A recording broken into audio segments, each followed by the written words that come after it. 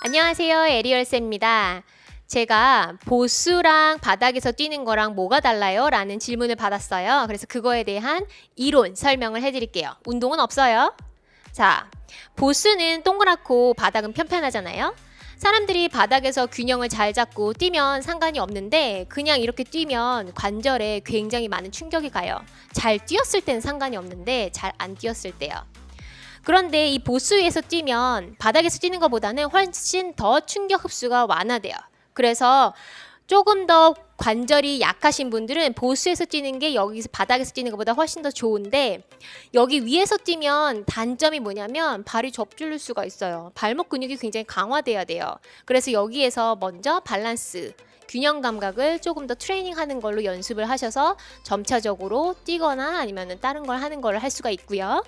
우리가 보통 걸어 다닐 때 그냥 평지를 걸어 다니기도 하지만 등산이나 아니면 다른 데 걸어 다닐 때 울퉁불퉁한 곳도 걷잖아요.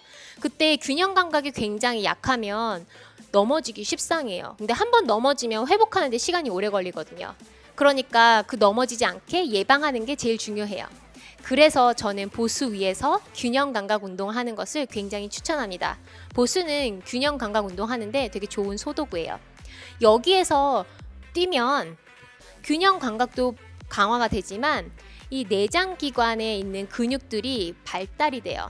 나이가 들어가면서 중력 때문에 계속 내장 기관의 근육들이 약해져서 뭔가 이렇게 찍찍 나오는 게 있어요. 그래서 그걸 우리는 요실금이라고 얘기하는데, 요실금을 여기서 좀 방지해 줄 수 있어요. 만약에 요실금이 있으신 분들은 좀 패드를 넣고 좀 뛰신 다음에 점차적으로 근육이 강화됐을 때 아마 여러분이 느끼시는 몸의 변화는 엄청나게 느껴지실 거라고 저는 생각합니다. 지금 제가 현재 하고 있으니까요. 저희 클라이언트와 함께요. 그 다음에 여기 위에서 운동하는 게요, 굉장히 좀 달라요. 그래서 여러분들이 공이 동그랗기 때문에, 근데 완전히 그냥 동그란 짐볼은 밸런스 잡기 되게 힘들거든요. 근데 얘는 반이 딱 플랫하기 때문에 이거를 여기에서는 좀 균형 감각이 조금 더 덜 챌린징, 덜 도전이 돼요. 그냥 짐볼보다는요.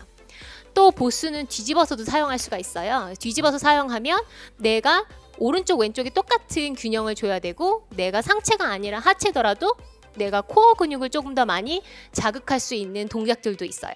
그런 면에서 봤을 때는 보수는 굉장히 좋은 소도구죠. 어때요? 운동하고 싶지 않으세요? 지금까지는 이론이었고요. 그 다음 영상은 동작으로 가볼게요. 운동할 준비 되셨나요? Ready? Go!